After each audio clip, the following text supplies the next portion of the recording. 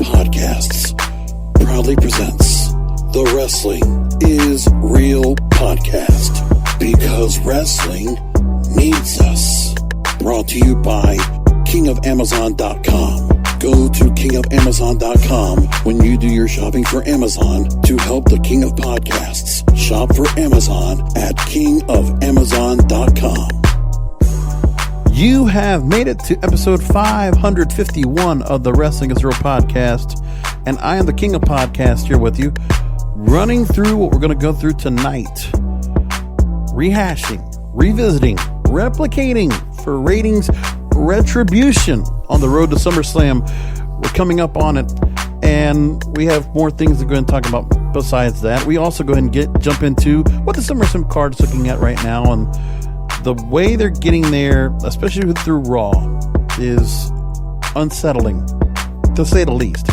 Then you have John Cena actually giving his take, a rare take on what he's thinking about how WWE's been doing with the coronavirus and doing these shows without fans, among other things.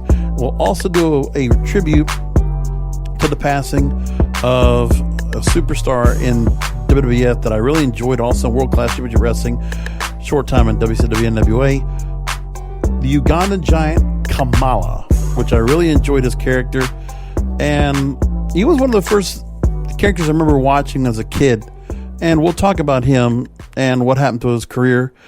And really, we've known the story about him having a lot of issues with diabetes and really having his legs amputated. Just a rough way to go as he closed out his life at the age of 70 years old. James Kamala Harris. We'll talk about him. Not to be confused with the vice presidential candidate, Kamala Harris, right? Isn't that how they pronounce? Right. Okay. So there you go. We'll talk about that and then much more right here on the program. Remember, you can find it where you always find the program. I have done some work to do some more adjustments to the Wrestling is Real podcast website, wrestlingisreal.com. If you didn't know, you can find my website, which is where I have the show now. It's not like the WordPress site like I had before, but I wanted to make it really simple. So fact of the matter is, I have the website URL, and I didn't want to go through another WordPress website, so I put it on a blogger site, but I made it nice and clean for all of you to find. So it's real simple. It's more simple than ever before. So you go to the website, wrestlingisreal.com. It takes you right to the Spreaker feed. So you can see an embed of the Spreaker feed of the show, which is where the show's hosted, and you can find all the episodes right there. Everything's real easy to go and look for. You go in there, you set it up, and you're good to go. That's it. Simple as that. So look for right there. And also, if you want to go ahead and find ways to go and share the show, you can do that. Download episodes. It's all right there. All 551 episodes. Well, actually, not all of them, I think. I forget how many I have up there. But I have a good amount. And you can find them all there for yourselves at wrestlingisreal.com. That is the best place to go ahead and follow along with the show. In the meantime, we're going to move along into the news. So, when it comes to, I want to go to John Cena first, because I think him will help me talk about how the show's been doing so far leading into things, because I do not want to go into TV recaps. And if you notice, since we've done coronavirus, I've chosen not to go that route because it's just not fun. I don't think anybody, I cringe of the JD from NY 206 I cringe for the John Pollocks and Wai Tings, the Solid Monsters, and those that like to do the recap podcasts. Listen, those smart wrestling fans, I love you guys. And I will admit, it's been tough to listen to other wrestling podcasts only because of the fact that when we're only seeing a limited amount of what's going on and there's not much interaction with the fans don't get to interact any more than anybody else does. Nobody else has extra information or anything like that because most of our podcast brethren are at home. And they might be out and about, but not necessarily traveling, not necessarily doing anything special. So it's not against them. It's just a matter of I just have not been interested in listening to a lot of wrestling podcasts because of what's been going on. And it's not against them. It's just that since the pandemic, things have just changed a little bit. My direction of what I want to listen to has changed quite a bit. It's an election year, so politics comes a little bit more into the fray. And other sports I try to get into and watch, but it's just not the same. I mean, at least for wrestling, it has been better to watch than it is watching sports in general. NBA's been kind of tough to watch. You know, the gimmicks they've been trying to do to cut the crowd involved and try to have some kind of a crowd noise, make it feel like an atmosphere. It just feels like Summer League. It feels like the Gatorade Summer League just feels pretty simple. It's not much of a crowd, nothing much more than that. And then baseball with CGI fans and then empty seats as you look from behind home plate doesn't really do much for me. NASCAR, you can't really feel much of a different effect. UFC, you know, I haven't watched much of, but again, it's a little bit quiet in that crowd as well. But it's been like a wrestling atmosphere. So with sports, the truth is that WWE and AEW and the others should not be affected too much by what's going on with them. Now, what is unfortunate is the NBA playoffs, much like the old days, normally it wouldn't be a problem for AEW or when it was Nitro, because then they would go ahead and work things around where Thunder would always get preempted for the NBA playoffs or Nitro would do that, and they would have to just kind of switch things around. Well, unfortunately, because of the NBA bubble, the way the schedule for the NBA season came about, normally, right, you wouldn't have that many issues with the NBA playoffs. I don't know if they were going to have this problem back in May or June, and I forget if they did last time around, but I don't think they did. So what's weird about all this is that TNT is going to get to cover games, but they're going to do a thing where they're going to take over some time slots because of how they're being given, which is unfortunate. So Wednesday will be no Dynamite this coming Wednesday. Instead, it'll be moving till Saturday, 6 o'clock, old school World Championship Wrestling time, the old 6:05 Saturday kind of feel to it, which is a kind of nice thing to go ahead and do right there. At least a little bit of reverence and, you know, a little history to go back to see how people will go ahead and respond to a Saturday night show of Dynamite. I'm interested. I'm going to watch it. So we go through all of this, and John Cena, much like other people, you know, he's been occupied. I mean, I don't know what kind of work he's been able to do in terms of content, because, I mean, he does have commercials. He has movies. He's been doing a lot of different content out there. He's been busy, and he hasn't been on television. Interesting enough that with the way that WWE is right now, they can't get him to go and come back right now because of what's going on, no matter his schedule. But, you know, he did come in for WrestleMania, did his part, has been away since, but he's not full-time. And I'm just curious if Vince McMahon will get to the point where are there certain stars he's going to try to bring back right away without crowds? Could he bring a John Cena back or a Brock Lesnar back with no crowds? Roman Reigns. That's the other thing you got to think about too. And I got to give a little bit of the benefit of the doubt to the company because they don't have those big stars to bring on. But again, those big stars will not be effective. So again, they're just trying to go along with it. And Vince McMahon still can't use that excuse. So no matter what, the broadcast partners, the other deal that they have to go ahead and bring in some of these stars to come back, even for part-time work, doesn't work because you don't have a crowd to respond back to it. And that's where I think Vince probably is in the right on that. But this is why it's more important than ever. They need to be building up new stars, and they haven't done it. They have been failing on that point. They're trying to do a couple of different things, but they're rehashing a lot of stars. Again, I called it out before. That's why I titled the show. So rehashing means taking ideas from Extreme Expose and Brawl for All and Nation of Domination for the Hurt Business, creating certain factions and ideas that came from the Attitude Era and bringing those back. Revisiting would be Randy Orton and his interactions with Ric Flair, trying to go and build a match with Drew McIntyre. So the Drew McIntyre is not the major factor. It's that Randy Orton is the major factor because of what he's done so far, taking out Edge, taking out Christian, and now taking out Ric Flair. So Randy Orton is being positioned, you know, in his position right now. How can you not look at him coming in to become champion once again? That the build up to this 14th title run. How can you not expect Randy Orton to not win the way they're building him up? And that's a Bruce Pritchard and Vince McMahon's part. This is the guy that just wanted to reheat again. I should have about reheating. I should have added that into my title, but that's just too long. So they're doing that.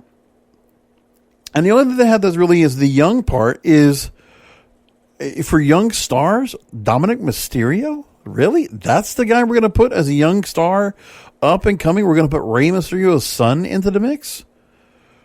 Amazing. And then, because remember, they did the contract signing with Dominik Mysterio and Seth Rollins, but really that contract signing felt more like Samoa Joe and Seth Rollins. And I'm like, well, why don't we get Samoa Joe and Seth Rollins? We don't need Dominik Mysterio.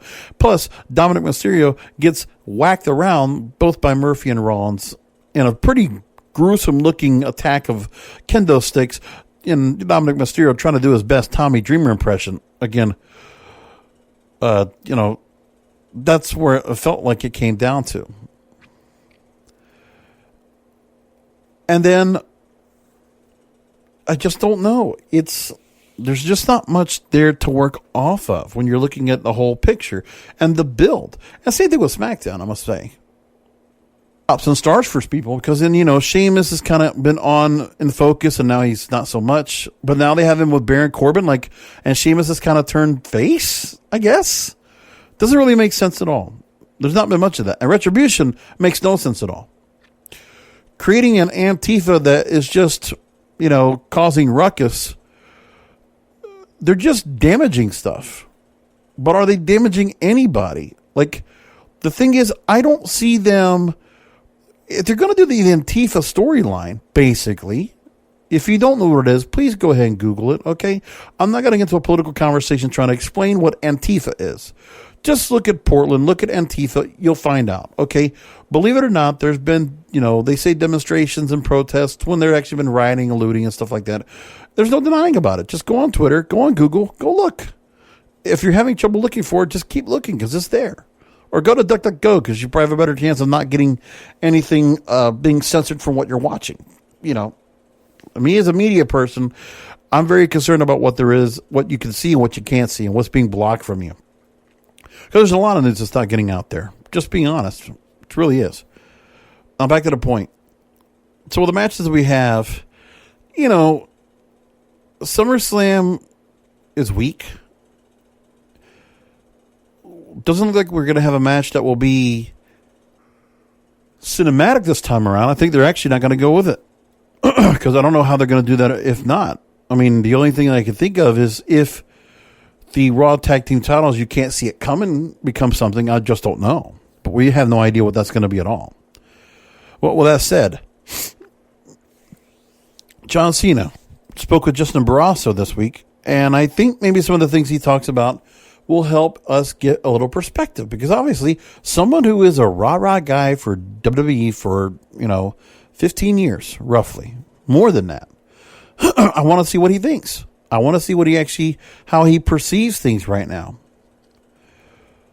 So here's what he says. That Cena, no different than any other viewer at home, still is adjusting to WWE shows without a crowd. Quote, I've always said that the most important superstar is the audience. I don't think we've ever seen a better indication of that right now. The program is different. Now, he goes on and says, as he watches the empty arena shows at the Performance Center, he continues to search for the best way to capitalize a new version of a well-established product. He says, quote, I firmly embrace that not only will it survive, but it will thrive, but it has to.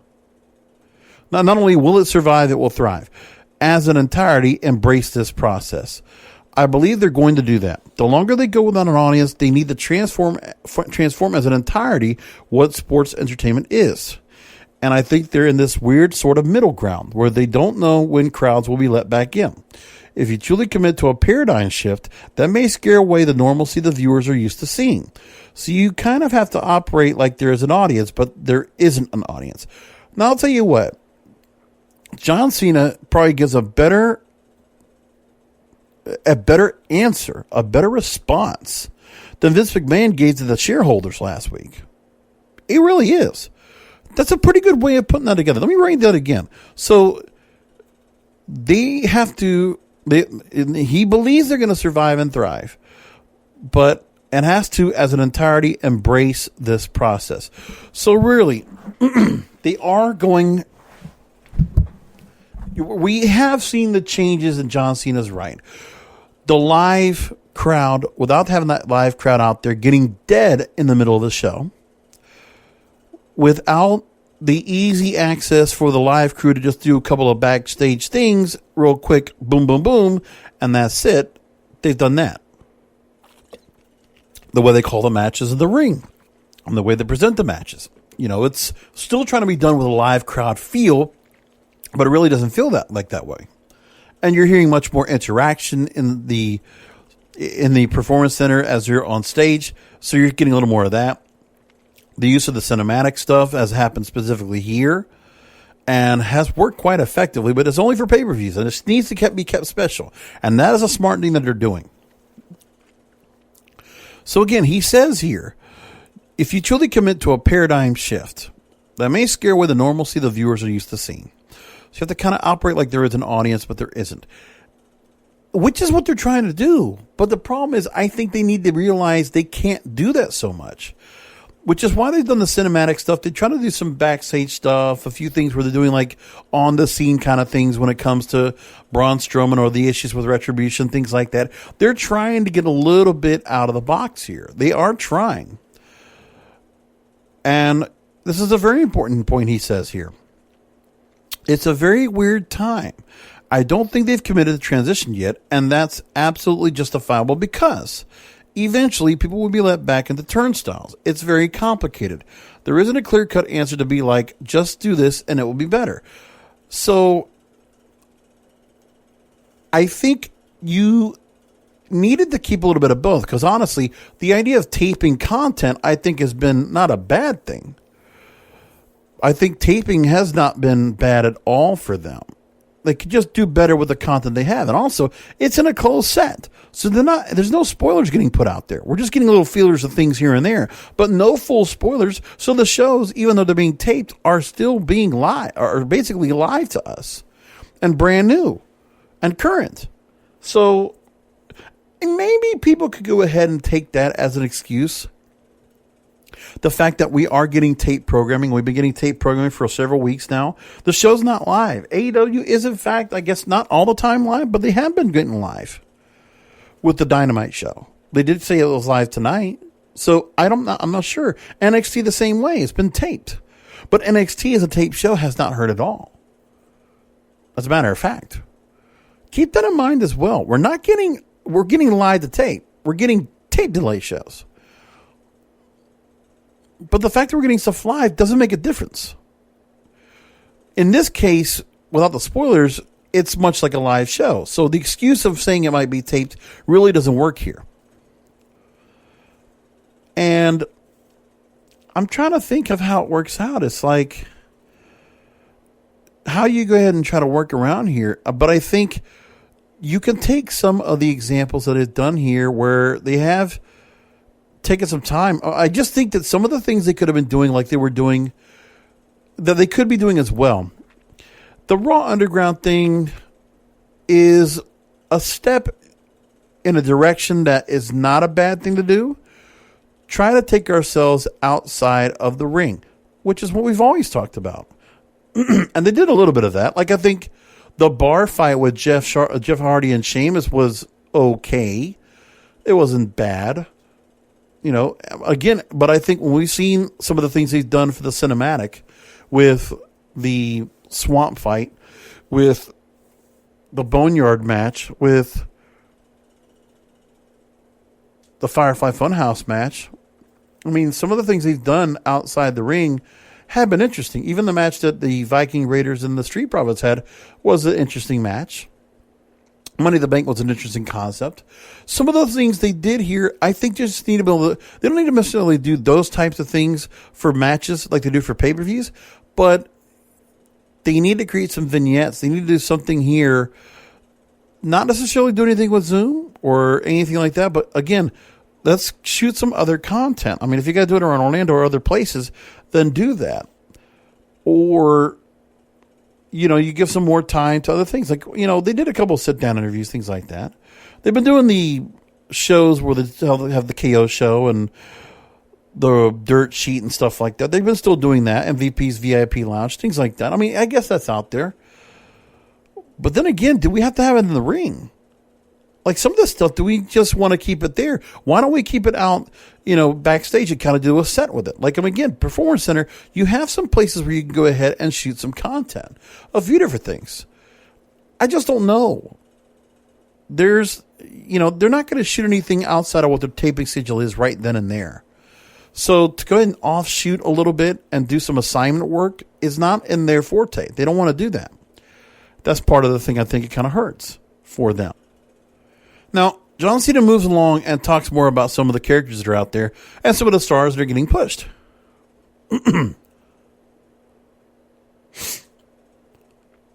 So first of all, he mentioned Bray Wyatt and getting to work with him.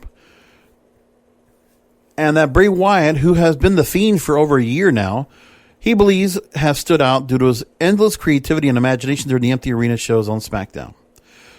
Bray is obviously doing a great job. And Seth Rollins, he says, has done an unbelievable job of adapting to a crowdless environment. Now, here's the thing. When you're doing Seth Rollins, they really haven't gone far enough with the Monday Night Messiah mystique. I mean, you might have disciples, but you really don't have followers, which is the bigger part. I think if you had something where he could be positioned almost like a televangelist and he's trying to spread the message, I don't know how the ramifications it would be to kind of do that, but to go into more of the religious cult leader following level, it's not been taken all the way through. And I feel like you could have done something with something more. I mean, I'll tell you what. And please, let me know what you think about this. Because I think some of you might not like this, but I'm going to try this anyway. Retribution is not going anywhere fast. But I think you could tie in Seth Rollins and Retribution and make that work. Tell me if I'm wrong. They don't have authors' opinions. So if you have these minions right now, and then all of a sudden Seth Rollins is able to make them followers, and then they follow along this ideal of violence. And again, Seth Rollins, okay, I'm not going to just sanctify and try to cleanse the souls of Monday Night Raw, but I also want to take Friday Night SmackDown as well. I also want to do the NXT. I don't know. Maybe just Raw and SmackDown. NXT, probably leave that alone. But imagine that. And let me tell you something. Tell me what you think about this right here. Talk about a real crazy scenario. What if you had Seth Rollins doing this, attaches himself to Retribution? Listen, I'm creative booking right here. And then Seth Rollins tries to bring Retribution to NXT. And you know the person that stops him in his tracks? Karrion Kross. And Karrion Kross is basically the evil end of the spectrum, trying to go after, and then you create a good and evil war between Karrion Kross and Seth Rollins. And Karrion Kross kind of just does it alone and destroys Seth Rollins, Murphy, his minions, and the Retribution ragamuffins, and just destroys them. And you build Karrion Kross as a big star. How about that? I like that idea. That could kind of work. It would not be a bad idea, but then again, I guess Bray Wyatt is supposed to be kind of like this cult leader following, but he really doesn't have that. He's just, I mean, he kind of is, but another person without his minions, all he has is his cartoon character buddies. That's it. It's Firefly Funhouse. So, I mean, which works with that. That's fine. I don't know what else you do there. I guess that's what the problem is. But I think with Seth Rollins, you want to build him up. I think that's something you could go and do. And you cross over? That sounds pretty good. And then you make Karrion Kross come over to Raw or SmackDown. Actually, bring him to Raw. And that's how you introduce Karrion Kross to the main roster. Talk to me about that. You let me know if that idea has any kind of resonance to you. That sounds like something that could be done. Because I like the idea a lot, personally. Just saying. Okay. When asked if he could offer advice to the talent working at the Performance Center, John Cena here again, and how they should seize hold of this peculiar stretch to make themselves better, Cena emphasized the importance of focusing on the nuance of each individual story. Okay, let's see what he says here and compared to what they're actually doing right now with the company. Because this is, again, much like Stone Cold Steve Austin would talk about, it's like, you're going to get that breath, you're going to get that ball, you're going to run with it. You know, it's really upon the wrestlers to be able to do something with their characters to get them to be looked at and really go above and beyond. To get noticed by Vince, Bruce Pritchard, Triple H, and the others. Now, Cena says this, quote, "The key is knowing your audience. I work with a lot with a live audience, many times against the wishes of what a lot of people told me. I believe if the live audience is having a good time at a live event, then you as a viewer are having a good time at home.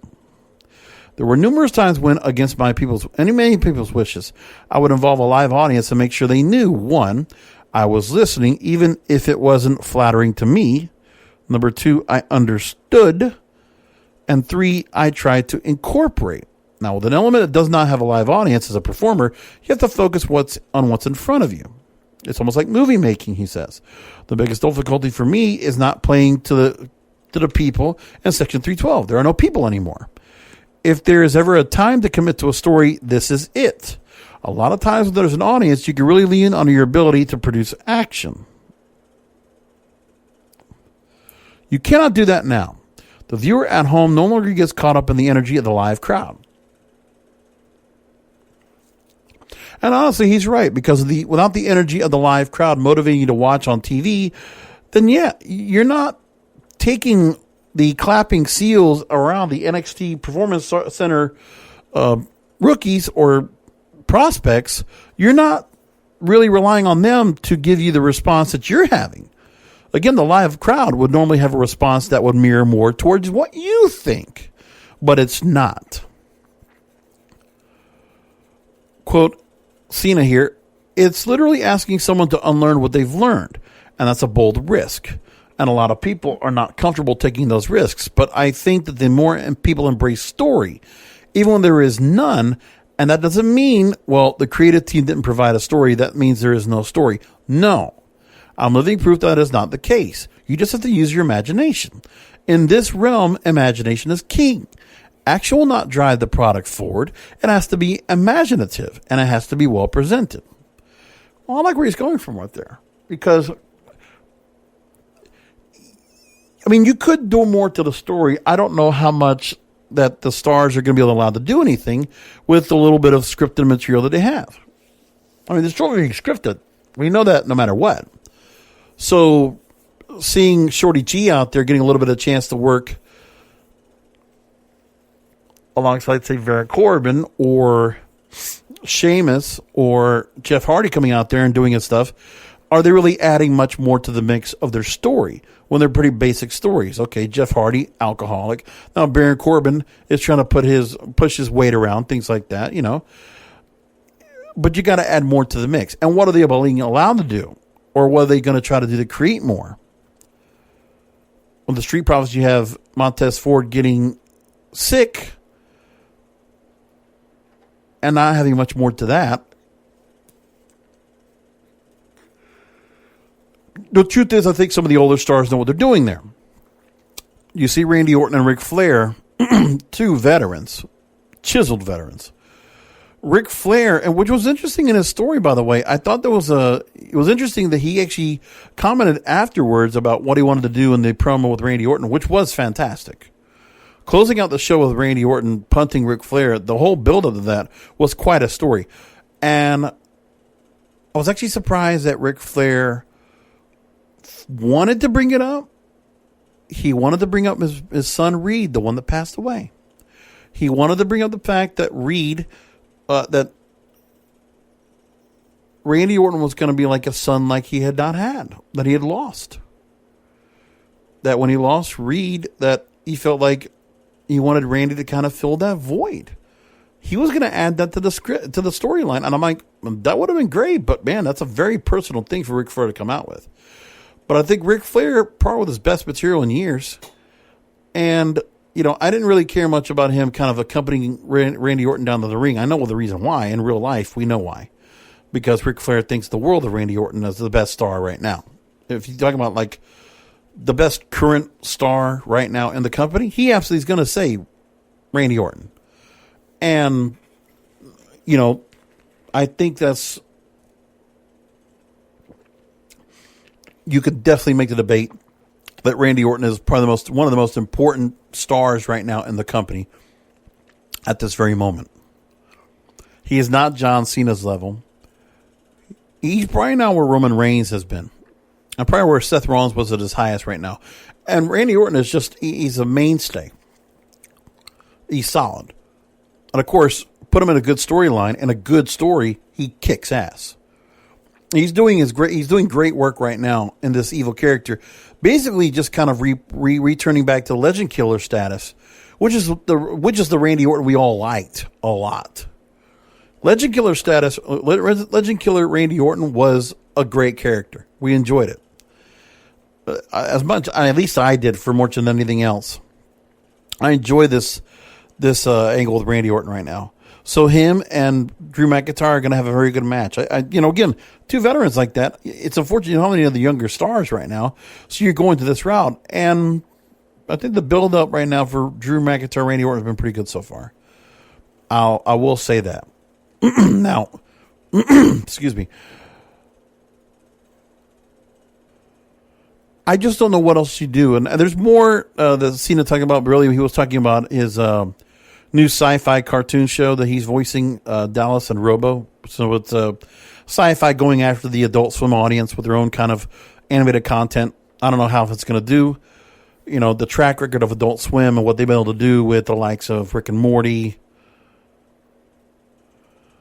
Aqua Teen Hunger Force, C-Lab 2021, Robot Chicken, and others. That's going to be tough. That's a tough act to follow. Let's just say that.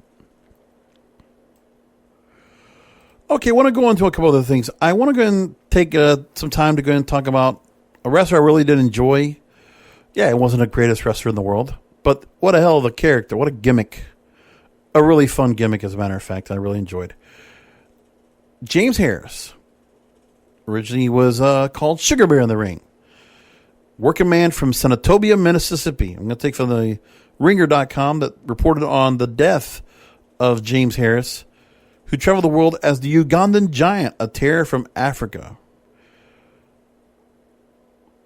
So most people remember James Kamala Harris for his elaborate African-themed costume, mask, and body paint. Behind that, all the gimmickry was a working man who grew up the son of sharecroppers in Mississippi, labored on farms, rooftops, behind the wheel of a truck, and most famously in the wrestling ring.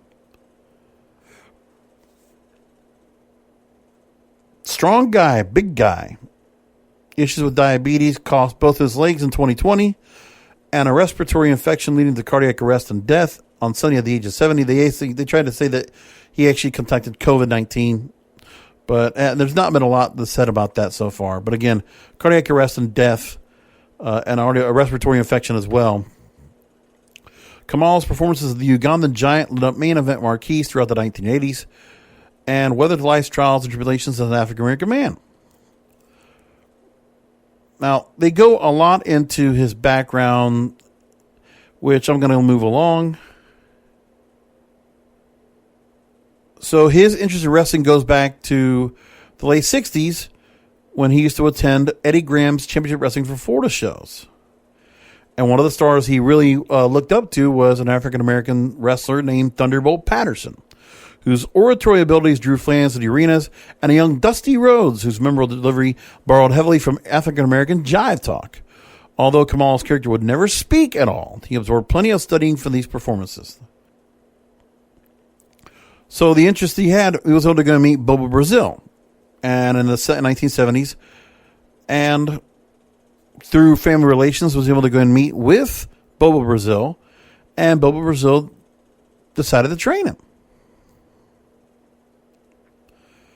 So Bobo Brazil taught him the classic big man style of wrestling for him, but didn't smarten him up to wrestling matches being predetermined. In his younger days, the future Ugandan Giant like novice grapplers, entered the ring thinking he was in a real fight. But even though he can handle the bumps and falls of training with two of his era's top big men, he learned how to sell a move and make the fans really believe that something hurt when it didn't. So he knew how to sell. He learned how to take care of that. He came into his own in 1978 in Mississippi under the tutelage of Frankie the Great Mephisto Kane, who told him to reuse the Sugar Bear nickname from his football days. B. Brian Blair, who is veteran wrestler and president of wrestling's Cauliflower Alley Club, of course, one of the killer bees in WWF, remembers Harris in a match in Leroy McGurk's tri-state wrestling territory. Talking about how he worked in front of a sold-out house in Springfield, Missouri in 1979. I was so impressed by a man that's so big that could hit a dropkick. He looked so mean in there, like he could tear someone's head off, even if they looked crossways at him. So we really get to hear about Kamala in 1982. In spite of his work, he had worked in Mexico, England, and Germany, wasn't making enough money, was nursing a foot injury, another recurring theme. Now, he comes back to the U.S., goes to Mid-South Wrestling and Memphis, and asking if a friend could get him a look from a local promoter, Jerry Jarrett, and local legend, Jerry the King Lawler. So Lawler needed a new opponent after his long, popular feud with comedian Andy Kaufman. He had actually employed Kamala before in opening matches, but didn't recognize him and asked if he was a wrestler. After initially sending Kamala on his way, Lawler called him back and told him he wanted to perform as a monster, not a wrestler. So Lawler envisioned Kamala as a headhunting cannibal. According to Kamala, the inspiration came from an illustration of a frightened guy and a girl, all surrounded by cannibals by Frank Franzetta, best known for drawing barbarians and busty maidens. Lawler sketched some face and body paint patterns for Kamala, an innovation that Kamala believes made him the first domestic wrestler to paint his face on a recurring basis. And Lawler was worried the big wrestler would be offended by the gimmick given he was black, but Kamala saw it differently. The paint would hide his face and make him believable. He would be able to conceal himself behind the paint and convey the image of a cannibal in front of the audience. Kamala had a spell of experiment with various African savage gimmicks in England at the urging of Frankie Kane, but he didn't buy in completely until Lawler's pitch in 1982. So then we would see the character we see all the way up to the end of his career, where the pair went from Jarrett's farm and a star not only was born but drawn on Kamala's chest with a moon over his stomach. A leopard skin cloth was tied around his waist, one of Jarrett's wife's hoop earrings pressed into his nose, a huge tribal mask, and a spear for one of Jarrett's African wrestling tours were added to complete the package. Again, attention to detail. Must be said about that. And then Harris would say, quote, "I howled, I slapped my belly, I became the monster." This wild Ugandan animal was a very different beast than the Sugar Bear. He didn't see it as selling out his race, since he wouldn't be poking fun of African ancestors. This was acting, being something you were not. And he would beat Jerry Lawler in a feud with him and become Southern Heavyweight Champion. So the King was brutalized by Kamala and got him bloodied.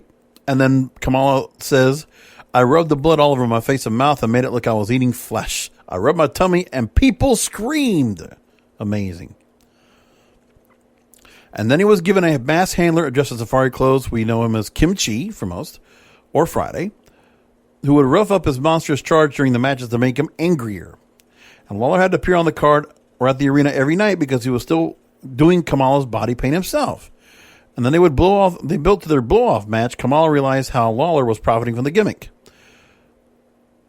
In retrospect, the Kamala gimmick is said to be plainly offensive. It was questionable at the time. Frankly, that was part of the point.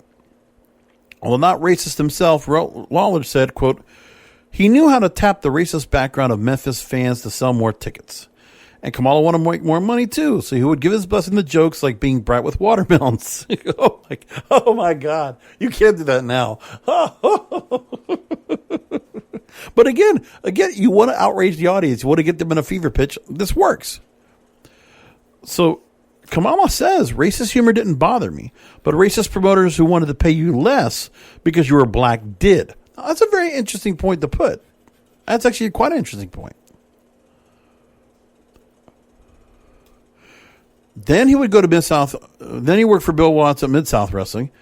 And then he got a company with Skandar Akbar, who is one of the greatest villains of all time. One of the leaders of a villainous faction of all time, Devastation Incorporated. So just saying, was great stuff. So Skandar Akbar was a Texas-born ex-wrestler who played a rich Middle Eastern sheik. Great role, by the way. Watts enjoyed the greatest success through the use of black talent. He developed the top black babyfaces like the Junkyard Dog, and also former Florida State All-American player and former WCW World Heavyweight Champion Ron Simmons, who would become the first black man to win the WCW World title. And Kamala got some of his best paydays in Mid-South Wrestling working with Bill Watts. And he worked along the big favorites, Hacksaw Jim Duggan, Ted DiBiase, and Dr. Death Steve Williams, which helped him to buy his mother a house and put aside some of his money on his own. That's a great story. That's him doing what he wanted, doing the work. He got to wrestle a few matches with Andre the Giant, developing some memorable heat with the even larger big man. So then Watts would then lend Kamala out to Prince Von Erich's territory and World Class Championship Wrestling in 1983. Still got to work with Skandar Akbar. And they drew record crowds at the Dallas Sportatorium under Devastation Incorporated, which was what an amazing faction that was. It was just fun.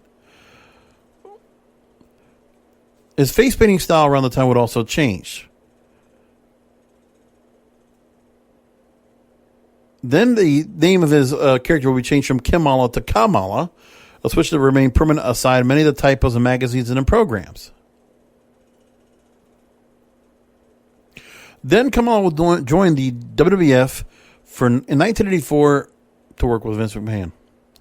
And as we know, Vince McMahon was trying to make the company go worldwide, and cartoonish, larger-than-life characters and gimmicks like Kamala's cannibalistic savage factored into that plan in a big way. For taping of McMahon's late-night talk show, Tuesday Night Titans, Kamala filmed a vignette eating a live chicken, putting it up to his mouth just before the camera cut to another scene with him with feathers all over his face. He would feud against Andre the Giant.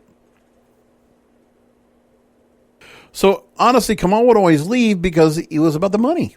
And where he could get the money, he was going to go. So he would go to Jim Crockett Promotions, or NWA, and he would go to the AWA in 1985. But again, would never always get consistent pay while he was there. 1986, Kamala would return back to WWF, and he would get to wrestle Hulk Hogan. Thanks in large part to Hogan's efforts, WWF was a good deal more profitable than it was 2 years before. They didn't headline a pay-per-view, but their feud lasted several months and drew well. Culminating in a steel cage blow-off match at Maple Leaf Gardens, Hogan would have wrestled Kamala forever if he could have. Says Coco Beware, who joined the WWF in 1986 and accompanied Ugandan Giant on the road. Hogan didn't want to get hurt in the ring, and Kamala was a night off. He was gentle and easy to work with. How about that? Now, you gotta say something about that. For the fact of the matter is that guy, Kamala, for the fact he might have not be the most crazy wrestler, but he was very agile, and he was a safe wrestler. That's a huge thing to do with big stars. That's a huge thing to say. And I enjoyed the Hogan Kamala stuff. That was good stuff, man.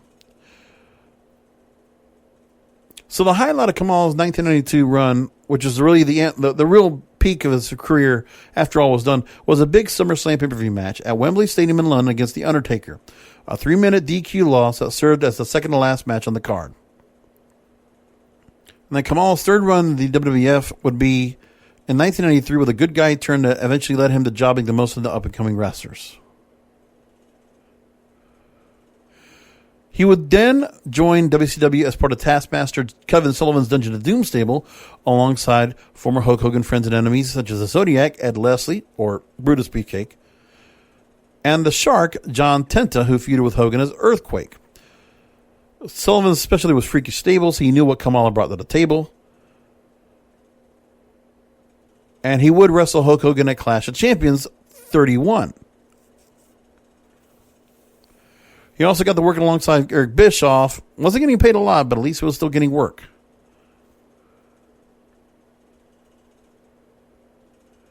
But Kamala was always completely reliant upon wrestling. He would go back and work truck driving and things like that, where he wanted to just kind of keep things around.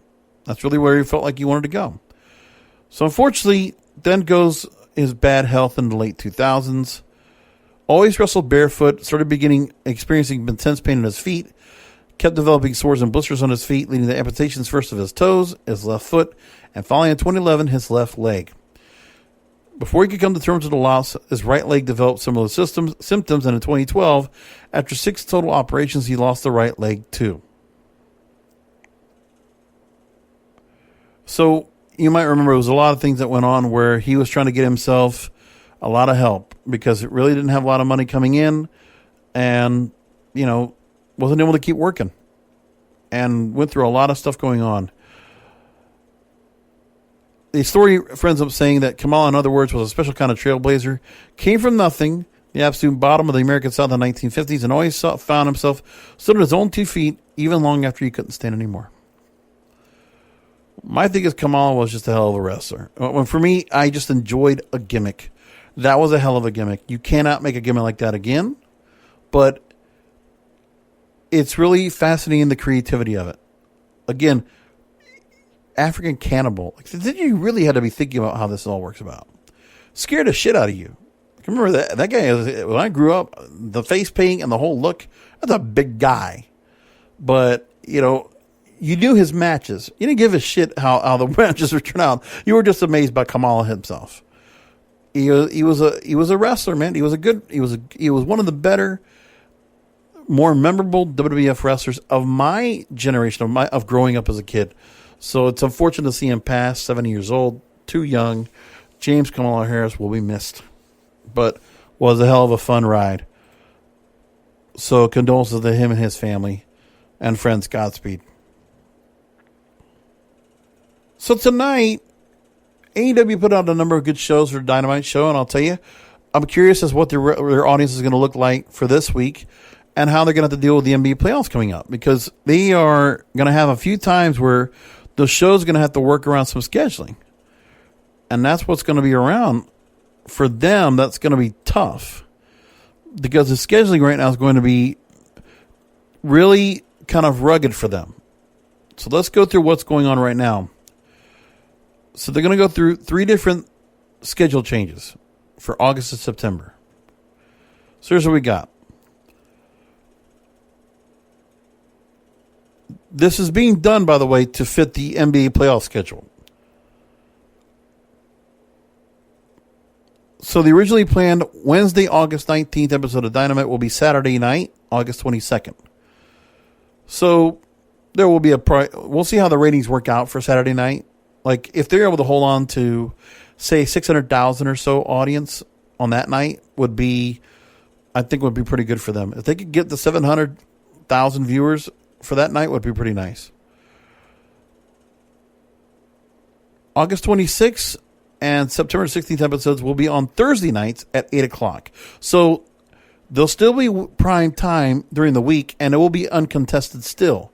But that's the thing. Now but Thursday night will be completely uncontested, which is interesting there. I'll see how that works out and how I think it's going to work out all together for them. So again, the next 3 weeks or the next 3 out of 4 weeks will be like that. So we won't have a new Dynamite until next Saturday. And then we'll have 2 nights where instead of Wednesday night, the show will be on Thursday. What will actually be helpful for NXT is to have the non-contesting to go by themselves once again. And the truth is, I think NXT will have a good chance to pull some good numbers those 3 weeks. How NXT is not able to pull 800,000, maybe even 900,000, those three particular weeks, they should be able to do that. That should they be striving for, especially because you will have, let's see, the August 26th episode. Again, that will be the night after. That will be the fallout from TakeOver 30. And then you will then have whatever you're going to do with that. Whatever you're going to do to get this audience in. And then you'll have, of course, them coming back after that. But then you'll have another week where can NXT really turn things around and they have Monday Night Wars? They're going to have a chance right now. They're going to have a chance to do that coming up. Because that 1 week right there, after TakeOver, is going to help them a lot.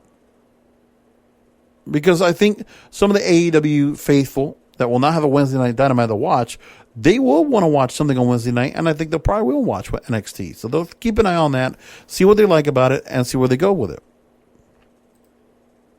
So at this point, let's go and take a look at what we have as the current schedule of matches, the card that we have coming up for SummerSlam coming up, which will be Sunday, August 23rd, about 10 days out.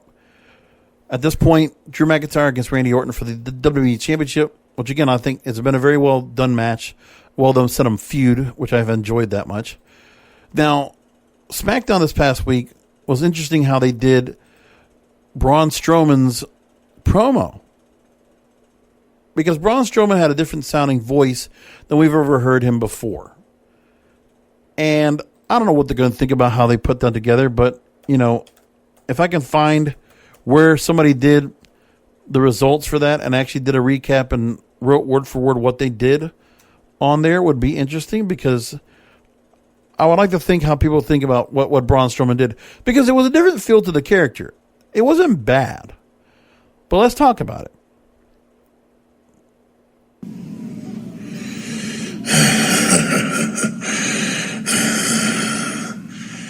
Did you really think playing with my emotions would work? All I care about is destroying you. You see, I knew when I walked in the swamp, there was only two ways that I was coming out of it. One, the most evil son of a that the earth had ever laid eyes on. Two, a man with the satisfaction that he spit in the devil's face and ripped him limb from limb. Seeing that you're standing in the middle of that ring means that you're looking at the most evil son of a this earth has ever laid eyes on. You see, I tried to fight it. I tried to resist it. But I was pushed to my breaking point. And I let it out. I let that has been clawing and scratching inside of me for so long out. I am fulfilling my destiny. I am more than a man. I am the thing that nightmares are made of. I am the monster. I'll actually admit that might be the best Braun Strowman we've had. I actually kind of like that promo quite a bit. It kind of sounded a little more like what he's supposed to be. Monster, nightmares, things like that. It's not bad. I think the direction trying to get Braun Strowman at is finally the direction he needs to be going. For him to be a legitimately taken Universal Champion, I think you got to get him in that route. And just make him unstoppable. I don't know who you're going to have that takes him on after that, but Bray Wyatt here, it's building this storyline actually might be helping beneficially for Braun Strowman in the long run. I really believe that. So that's not too bad. I don't think it's that much bad at all, to be honest. Then you got Street Profits against Angel Garza and Andrade, Apollo Crews against MVP, Seth Rollins and Dominik Mysterio, and Dominik Mysterio can use weapons in the match, which honestly I just wish with Samoa Joe would just go ahead and fill right in. Bayley has an undetermined opponent for the women's title. Sasha Banks will defend the Raw women's title against Asuka in a return match. And that's what we got so far. It's not bad. It's okay. But we need more for SummerSlam. I mean, they definitely got the first two matches. Your title matches are pretty solid. Asuka and Sasha Banks should be a good solid match too. You need a lot of plunder for the Dominik Mysterio Seth Rollins match for sure. I just like to see what they do more. Right, like I said, at the moment, Randy Orton, Drew McIntyre, you're at a good spot right now. Like if you wanted to go right into the match itself with the Ric Flair deal, I think you can go right into it pretty good. So that works. And I think for more than anything else, I think Braun Strowman and the Fiend like to see something more tangible, something that really gets them confronting each other leading up to SummerSlam. So at least we get SummerSlam to a good spot. That's where I look at things right now. A couple other observations before I wrap the show up tonight and other wrestling organizations. I got to say this. So I'm really enjoying MJF and the setup for Jon Moxley for the AEW World title at All In. That's fantastic. MJF getting the chance to really build himself up. I don't know if it's being a much bigger deal. Sammy Guevara working with Matt Hardy's good stuff. But I mean, really, I'm really enjoying MJF. It's fantastic. Again, the talking ability, the chance for him to do this campaign type thing works. And I think it's doing a pretty good job of itself, I must say. Orange Cassidy had a damn good match with Chris Jericho this week. I enjoyed that. And for the most part, it is time they're going to get Omega and Page, get the belts off of them. And, I don't have much more to say about that. I mean, I think Sheeta, I like seeing her as a champ right now on the women's side. Again, there's not anything to criticize in AEW, really. I enjoy a lot of their programming. I like Dynamite every week. It's been very good. On the Impact Wrestling side, I must say, I like the Wrestle House. I like Wrestle House quite a bit. It's actually, the idea to do this, however they did it, I don't even know how they set it up, but I like the whole Wrestle House idea. It's got a number of different scenarios they're putting out there, so it's interesting. It's different. Brought a lot of different stars, and they need time to go and build some of these other former stars that they brought on board with the Good Brothers, with Heath, with Kurt Hawkins, or now Brian Myers, right? And seeing how that all works out. But it is interesting. Now, what I am interested as well by was the fact that Scorpio Sky had a long match to try to go to the TNT title, but Cody still holds the belt. Not sure how people are going to go and take that out. But again, seeing Cody win that, continue to go and defend that TNT title has been very good. I like the new belt, by the way, as well. I must say that. Want to just give a shout out to Selena De La Renta, by the way. I want to make that point because she's been talking about how she was going to follow up with people to follow them on Twitter, and that's one of the few people I actually really do enjoy her work. Quite a bit of the TikToks that she does. She's a good looking woman to look at, right? And if there was anybody I just thought was kind of interesting to talk to or interview, would be her. Because I think there's a lot to be said about what she's done with herself in her career, and how, I mean, really, she's been kind of NFLW for a while, and it's somebody I actually really enjoyed with her work accompanying Ricky Martinez or La Parca or Cena La Parca, Hijo de La Parca, whatever, right? And things like that. I enjoy some of that stuff too. But for me, so far, it's been good. Impact Wrestling has been very good. It's been unfortunate we have no NWA still. But I like the idea that Kurt Bauer is looking to bring MLW back. I hope it does very soon, because I miss the likes of Brian Pillman Jr. or Low Key or Davey Boy Smith Jr. and the Parkas, right? I like all those guys. And I want to see where they finish up with Contra, because they were getting off to a good start with that. And they've been trying to keep that up with the Pulp Fiction stuff, but Pulp Fusion. But it's just not the same until we get Contra coming in with a full storyline here to get them kind of wiped out. I mean, they're in limbo right now, and it's been unfortunate. So I'd like to see those guys come back pretty soon, too. Just saying. And we'll leave it there.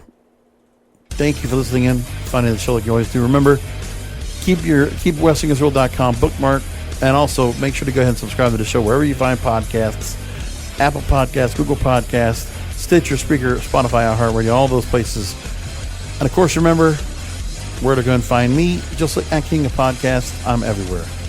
And until next time, again, remember, we'll be doing a post-show for SummerSlam and TakeOver 30. Not this week, but the following weekend when we get all set up. But anyway, have a great weekend. Enjoy yourselves. Come back for another Wrestling is Real podcast, because wrestling needs us. Thank you for listening to the Wrestling is Real podcast, brought to you by KingofAmazon.com.